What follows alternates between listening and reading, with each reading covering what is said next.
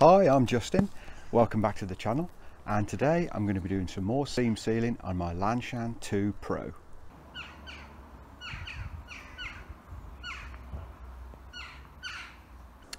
Okay, so I've already seam sealed the tent on a previous video. Here's a link up above.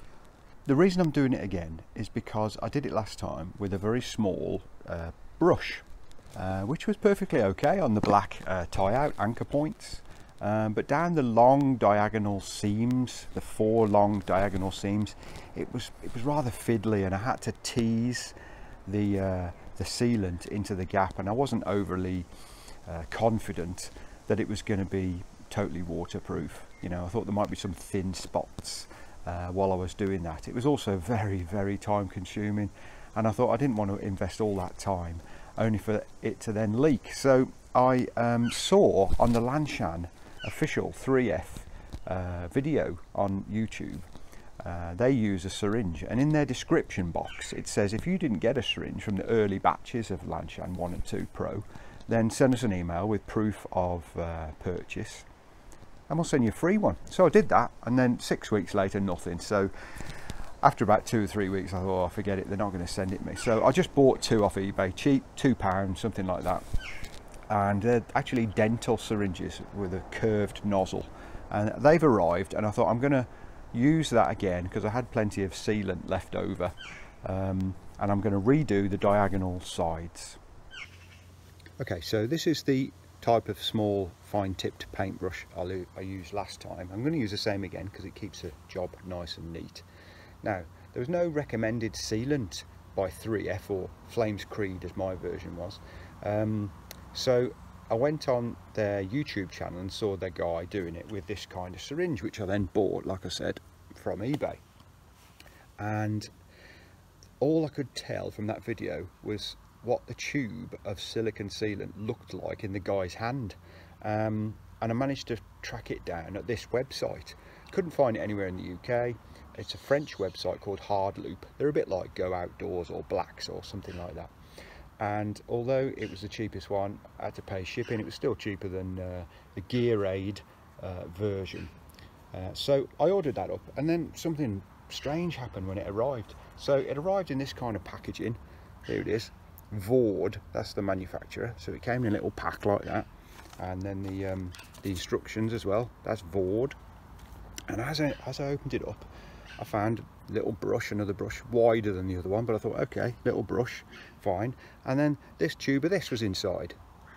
That's right, Gear Aid brand, not Vaude, not the one that was in the website, inside the Vaude packaging.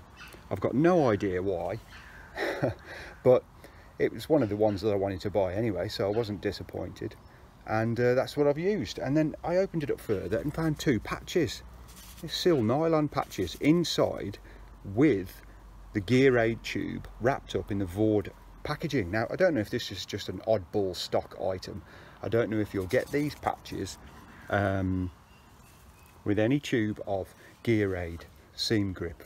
I just don't know, but I was quite pleased because the 2 patches that you get with the tent, here they are at the top here, they're only for the bathtub. They're not for the silnylon fly sheet. So that completes my set of patches.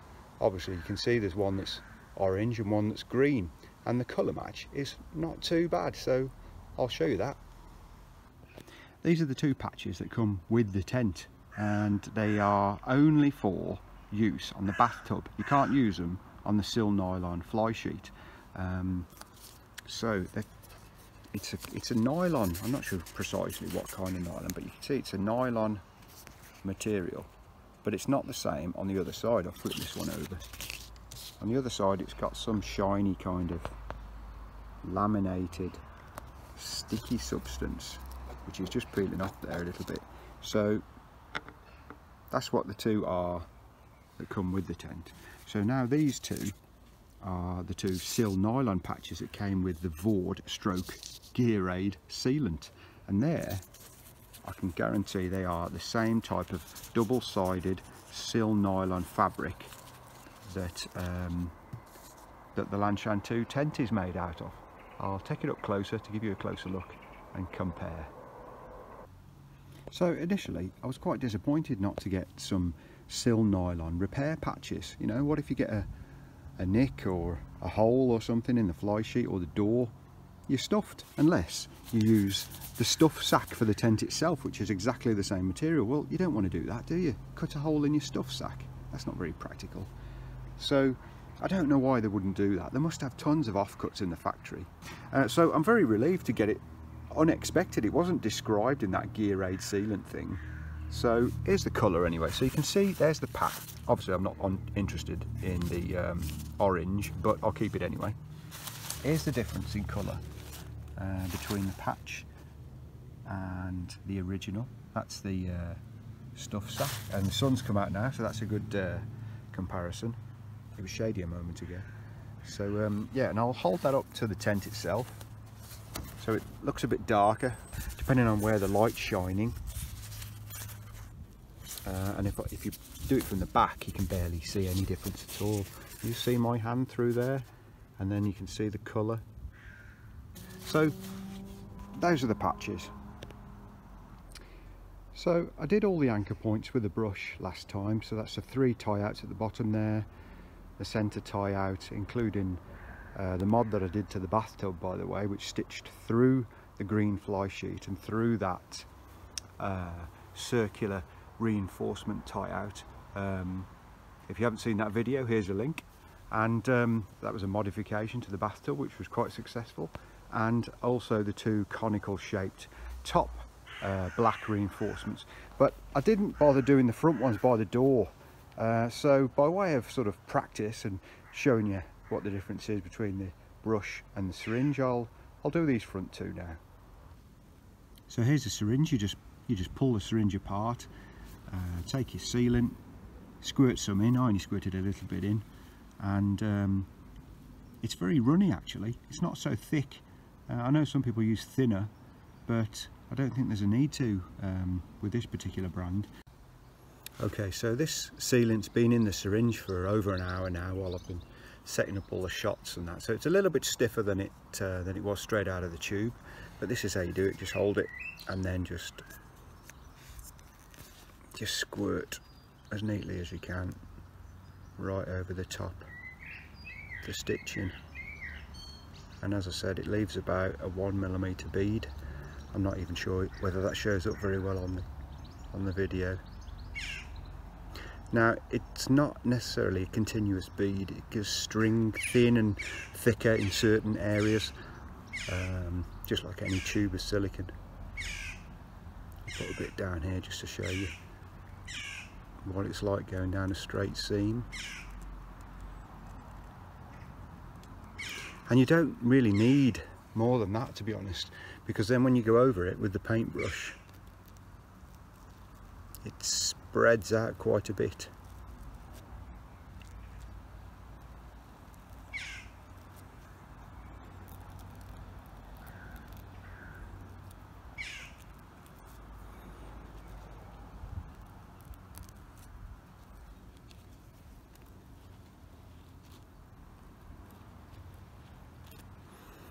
And that's all you really need to do. Now, I could go around all the other stitches. I could go around very many of the other stitches all the way around the tent, but there's no real need. I just wanted to show you what I did on the anchor points here. Okay, so I've done a practice side. So I think the best way to hold it is like this, like a dagger. You get more control, and then I can use my left hand to pull the tent and pull the seam apart so that the sealant goes all the way in. So here goes then. Now, on the practice side that I did this first bit, stopped after about 12 inches, and then used the brush. But the brush just spread the sealant left and right, and it was a right old mess. And then I wiped it and it looked terrible, so I continued all the way to the bottom just like this, and it puts quite a nice bead in there. Now, I'm going offline a little bit from time to time, which looks bad when you're zoomed in and close, but when you step back it's not so noticeable. Now the sealant itself is quite runny because I put it fresh in from the tube only a few minutes ago, so it's going into the seam quite nicely, especially because I've got it pulled open. So although it looks a bit wavy close up, when you stand back it's actually pretty neat. This is the easiest bit because I can grip the little air vent with my left hand and pull the seam nicely open. This is you can see how I've got the curve working like this. If it was like this, it'd be like jabbing it in and it wouldn't be as neat at all. So I've got a nice trailing action going on here.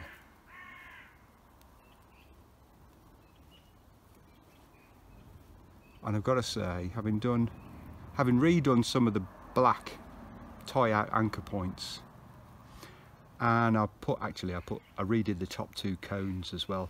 They're going to take most of the punishment from the rain, so I put plenty around there as well. And having done one diagonal side and now this one, I've got to say this syringe is great. I'm just going to clean the tip, hang on. This syringe is great. Now what I've got to do now is open up the fly sheet a little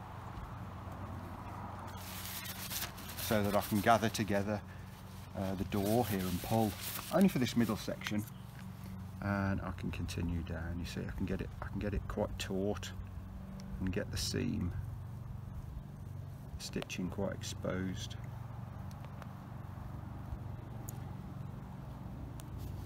Oops.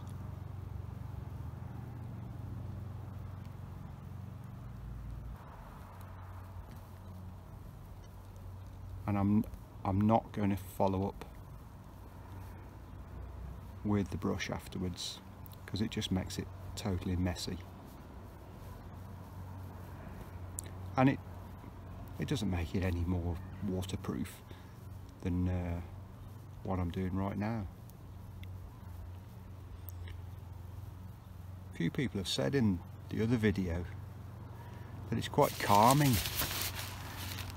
watching this seam sealing, so I'm going to put more in this video, and I hope you're enjoying it.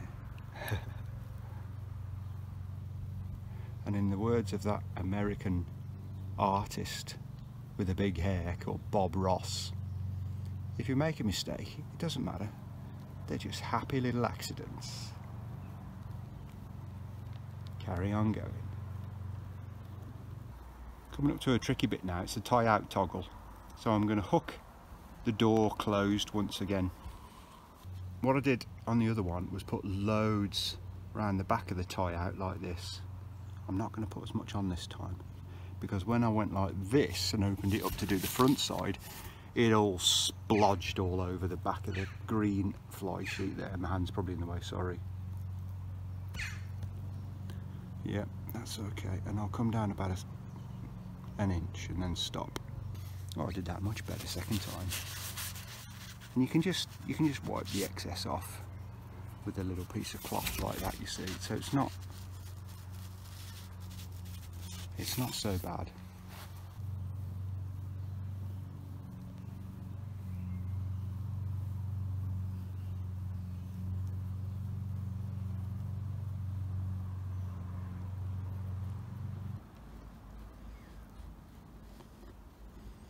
Okay, now this cross bit here is where the mesh joins, so anything after this I don't really need to do, but I'm going to go all the way down to the bottom.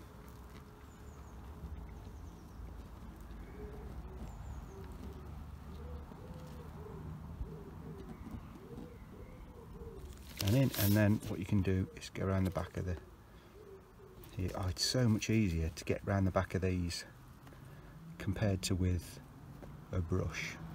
And you just keep your thumb on the syringe and you know it's going to put it in there. That's it. Just to finish off, a few little excess bits. There, I can just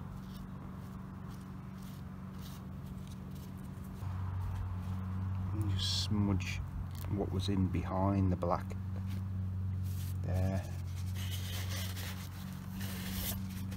and clean that up.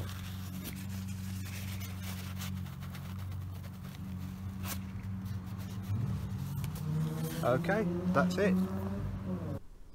So the sun's just come out and you can see it shining, glistening off the seam. This is what I've done. Bit of a smudge there by the little tie out toggle which I cleaned off, but you can see other than that really it's quite a neat run all the way up.